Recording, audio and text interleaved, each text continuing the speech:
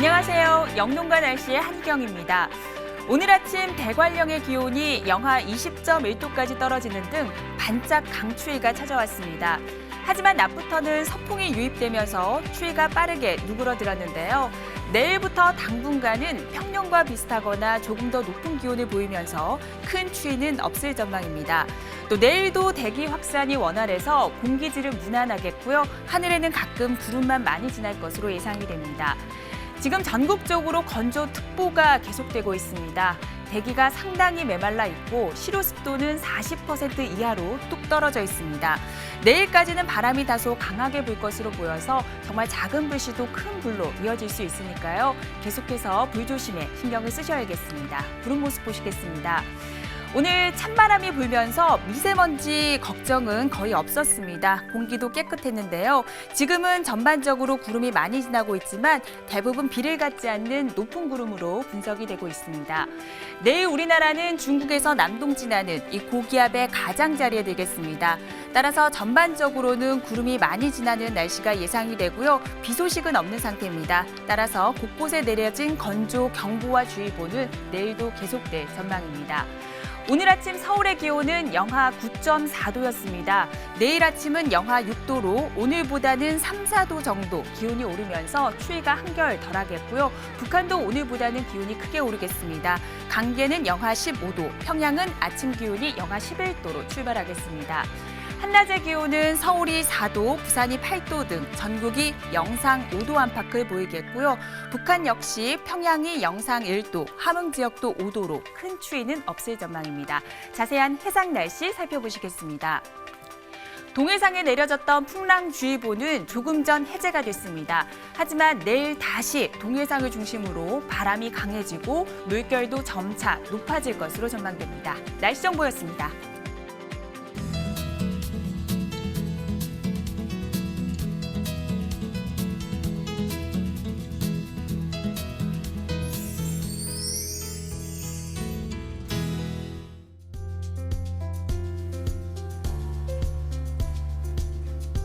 날씨를 알면 농사가 보인다. 영농가 날씨 오늘은 농촌진흥청의 김창수 지도사와 함께 자세한 날씨와 농사에 관한 이야기 나눠보도록 하겠습니다. 안녕하세요. 네, 안녕하세요. 네, 오늘 아침 반짝 추위가 찾아왔는데요. 낮부터는 서풍이 유입되면서 기온이 빠르게 올랐습니다. 먼저 이 시각 기상특보 상황부터 살펴보도록 하겠습니다. 추위가 누그러들면서 한파주의보는 많이 해제가 된 모습입니다. 지금은 철원을 비롯한 일부 강원 영서 북부 지방에만 한파주의보가 남아 있습니다. 하지만 대기는 상당히 메말라 있는데요. 지금 강원 영동과 영남 해안을 따라서는 건조 경보가 발효 중이고 서울을 비롯한 그 밖의 대부분 지역에는 건조주의보가 이어지고 있습니다.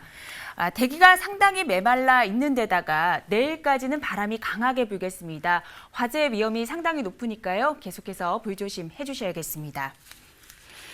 소비자의 선호도가 점차 다양해지고 농가에서도 새로운 소득 작물에 대한 관심이 높아지면서 우리나라에서도 아열대 과일을 재배하는 농가가 점차 늘어나고 있는 추세입니다. 이는 지구 온난화로 우리나라가 점차 아열대화되고 있기 때문인데요. 실제로 우리나라 농작물 재배 한계선이 정말 빠르게 북상하고 있다면서요? 네, 맞습니다. 기상청 자료를 보면 우리나라 평균 기온의 변화가 전체 지구의 평균보다도 2.4배나 큰 것으로 조사가 되어 있습니다.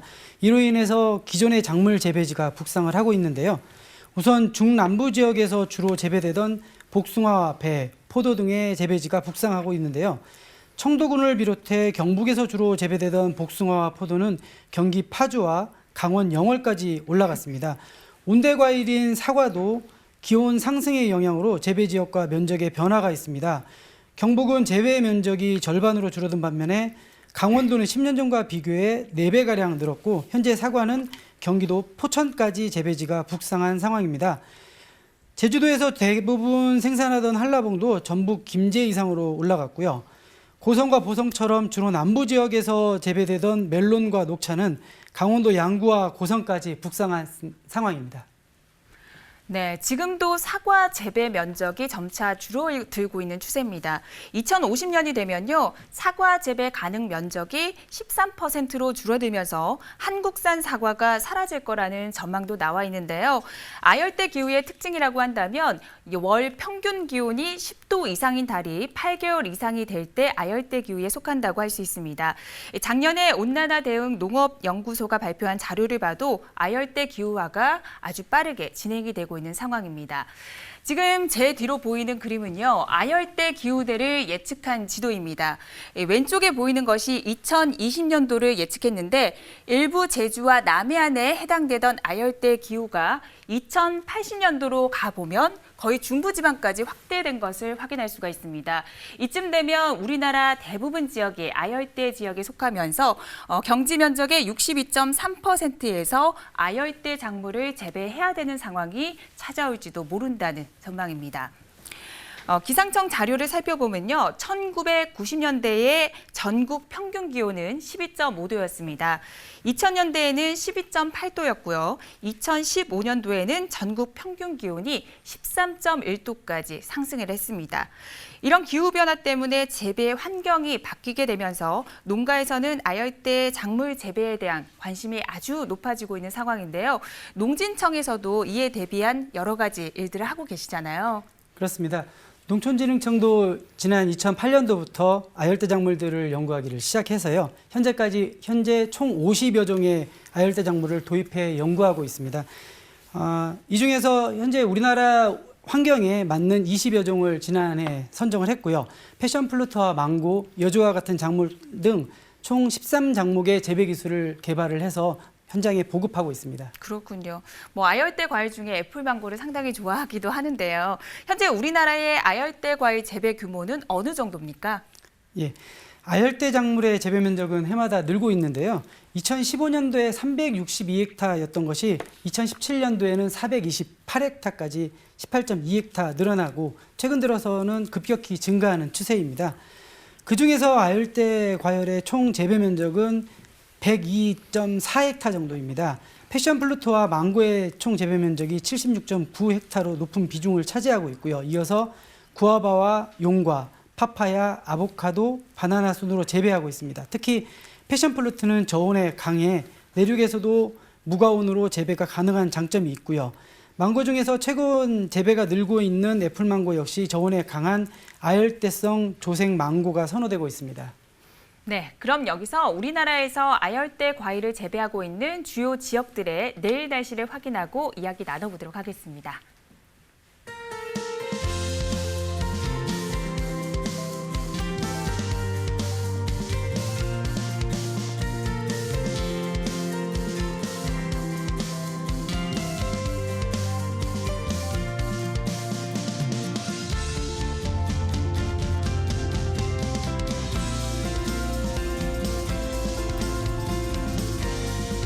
네, 이제 우리나라에서 가장 많이 재배되는 아열대 과일인 망고와 패션프루트에 대해서 알아볼 텐데요. 먼저 망고는 어떤 생육적인 특징을 가지고 있는지 설명 좀 부탁드릴게요.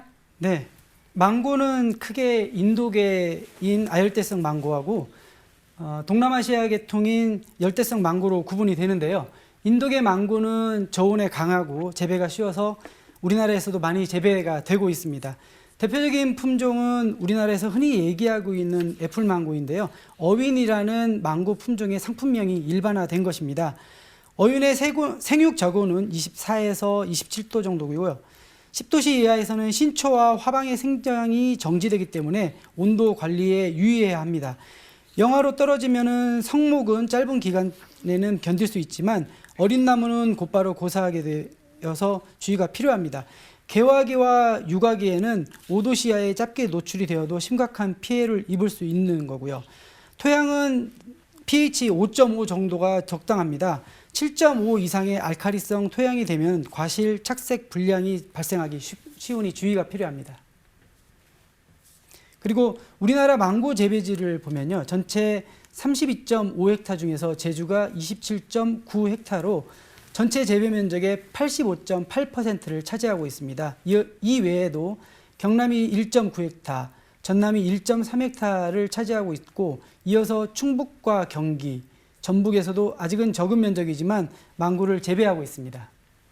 네, 역시 아직까지는 제주도 지역에서 압도적으로 재배 면적이 큰 것 같습니다. 지금 이 시기에 애플망고 농가에서는 어떤 점에 가장 신경을 써야 할까요? 예. 작형에 따라서 조금의 차이는 있겠습니다만 일반 가온 재배를 했을 경우에 이번 주 정도면 화가 분화가 되고 1월 하순이나 2월 초가 되면은 개화를 해서 5, 6월이면 수확을 하는 게 됩니다. 화학 분화를 촉진하기 위해서는 15도씨에서 18도씨 정도의 온도가 적당하고요. 토양을 다소 건조하게 관리를 하게 되는 것이 화학 분화에 도움이 됩니다. 또 지난 가을 이후에 자란 가지는 꽃눈 형성이 매우 잘 되지 않기 때문에 가지 생장을 억제하면 화학 분화가 촉진됩니다. 네, 전라남도 여수는요, 제주도에 이어서 우리나라에서 두 번째로 아열대 작물을 재배한 지역입니다. 여수의 애플망고 농가를 연결해서 자세한 현장 분위기 들어보도록 하겠습니다. 위덕숙 선생님, 안녕하세요. 예, 안녕하세요. 네, 반갑습니다. 네. 애플망고 농사 처음 시작했을 때 많은 어려운 점이 있었을 것 같은데 어땠습니까? 예, 저는 7년 전부터 이제 애플망고 재배를 시작했는데요. 아열대 작물이라서 다른 과수보다 이제 보온이나 환기 면에서 더 많이 신경을 써야 할 부분이 많았고, 그래서 이제 처음 농사를 시작할 때 시설 유지비도 많이 들었고, 또 다른 가수 나무보다 비싸서 비용적인 부담이 많이 있었습니다. 네, 정말 처음에는 부담이 많으셨을 것 같은데요. 지금 농가에서는 어떤 작업을 하고 계십니까? 지금은 이제 개화기라 꽃이 잘 필 수 있도록 영양제를 주는 작업을 해주고 있고요. 이제 꽃이 핀 것들은 열매를 잘 맺을 수 있도록 벌을 넣어서 수정시키는 작업을 하고 있습니다. 네, 오늘 아침 많이 추웠잖아요. 지금 농가에서 추위 대비는 어떻게 하고 계십니까? 네, 애플망고는 이제 아열대 가수라서 온도가 낮으면 개화가 덜 되고 열매를 잘 맺지 못하기 때문에 이제 따뜻한 온도 유지가 가장 중요하거든요. 그래서 지금처럼 추운 겨울철에는 시설 내부 온도를 20도에서 25도 정도로 맞춰주고 있거든요. 그래서 하우스 이제 위에 보온 덮개를 덮어주는 등 난방을 아주 철저하게 하고 있습니다. 예, 요즘 한파로 이제 난방비가 많이 늘어나고 값싸게 유입되는 수입 망고로 인해서 걱정이 참 많은데요. 그래도 여러분이 여수 애플망고를 많이 사랑해 주시면 고맙겠습니다. 네, 많이 사랑해 네. 주세요. 오늘 도움 말씀 감사드립니다. 네, 수고하십시오. 네. 네, 앞서 농가에서도 겨울철 난방비가 많이 부담이 된다라고 말씀해 주셨습니다. 겨울철 농가에서 난방비를 좀 줄일 수 있는 방법이 있다면 어떤 게 있을까요? 예. 난방비를 절감할 수 있는 시설을 적극 활용하는 건데요. 에너지를 절감할 수 있는 기술은 기존의 화석 연료를 이용했을 때 효율을 극대화시키는 기술이 되겠습니다. 낙엽 보온 커튼을 이용한다거나 다중 비닐, 피복 또는 지하수를 이용한 수막 시설을 이용하는 기술 등이 있는데요. 망고에 특화된 기술이라기보다는 다른 작물 재배에서도 이용할 수 있는 거기 때문에 난방비 절감에 도움이 많이 됩니다. 네, 물론 이런 시설들을 다 이용한다면 좋겠지만 현실적으로는 조금 불가능하잖아요. 이 중에서 가장 효율성이 좋은 시설은 어떤 건지 좀 설명해 주세요. 예, 에너지 절감 효과는 재배 환경이나 작물의 특성 등의 여러 변수가 있지만 같은 지역에 같은 작물을 재배하는 시설에서 저희가 에너지 절감 효과를 실험해 봤습니다. 일반 비닐하우스에서도 별도의 에너지 절감 시설 없이 난방을 했을 때와 에너지 절감 시설을 설치했을 때 난방비 절감 효과를 비교해 봤는데요. 파프리카 시설의 재배 시설에서는 시발회당 난방비 절감액을 비교해 보니 전체 난방비 절감 규모는 낙엽 보온 커튼이 46%로 낙엽 비닐이나 피복이나 수막 시설보다도 높았습니다. 오이 재배 시설 난방비 절감액 역시 파프리카 때와 유사한 결과를 얻을 수 있었습니다. 네, 이렇게 표로 보니까 낙엽 보온 커튼이 난방비를 줄이는 데는 가장 큰 효율성을 보이고 있네요. 그렇다면 낙엽 보온 커튼은 어떤 시설입니까? 네, 낙엽 보온 커튼은 온실이나 하우스 안쪽에 보온을 위해서 개폐가 가능하게 펴는 비닐이나 보온 자재인데요. 비닐이나 보온 자재가 4중, 5중으로 겹쳐 이때 형성된 공기층을 통해서 외부의 냉기 유입을 차단을 하고 내부의 온기는 간직하는 기술입니다. 이렇게 하게 되면은 시설 하우스의 외부와 내부의 기온차를 7도에서 10도 정도 유지할 수 있습니다. 네, 부디 겨울 추위 잘 견뎌내셔서 5월 달에 싱싱하고 맛있는 애플망고 많이 만났으면 좋겠습니다. 그럼 여기서 우리나라에서 애플망고를 생산하고 있는 지역이죠. 서귀포의 읍면동, 내일 날씨를 확인해 보도록 하겠습니다.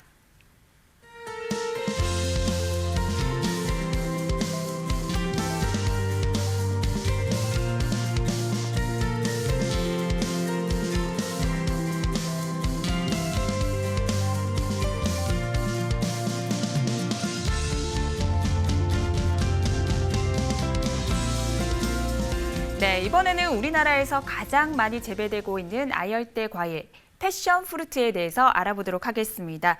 100가지 향이 난다고 해서 백향과라고도 불리는데요. 역시 제주 지방에서 가장 많이 생산이 되고 있나요? 예, 제주 지방에서도 재배가 많이 되고 있지만 패션 플루트는 사실 내륙 지방에서 더 많이 재배되고 있습니다. 2015년 조사된 자료를 보시는데요.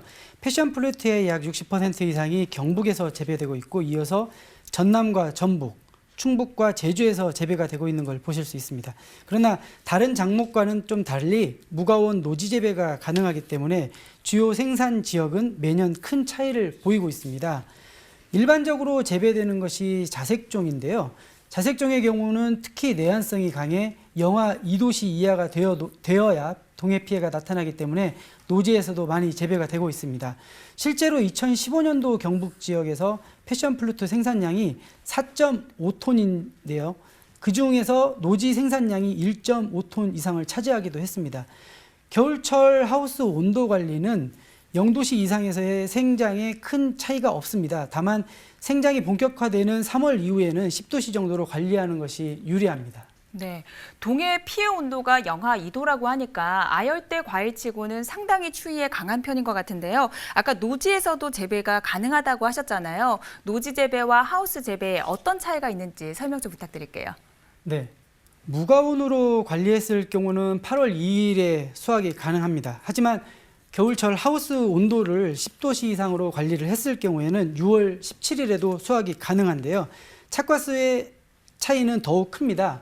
무가온으로 재배를 했을 경우는 한 주당 11.7개 정도 생산할 수 있지만 10도씨로 관리했을 때는 최고 53개까지 열매를 맺습니다. 네, 확실히 생산량 면에서는 하우스 재배가 더 유리할 것 같습니다. 그렇다면 패션 프루트 농가에서는 재배할 때 어떤 점을 주의해야 할까요? 네, 사실 패션 플루트는 재배가 그렇게 어렵지는 않습니다. 그러나 토양에 습기가 많고 물빠짐이 나쁘면 시드름병이 쉽게 발생을 하게 되는데요. 그리고 또 알카리성 토양에서는 구리와 아연 등의 미량 원소의 결핍이 쉬운 만큼 pH를 5.8에서 6.4 정도로 관리하는 것이 중요합니다. 네, 이번에는 패션 프루트를 많이 생산하고 있는 경상북도의 시군별 자세한 내일 날씨를 확인해 보도록 하겠습니다.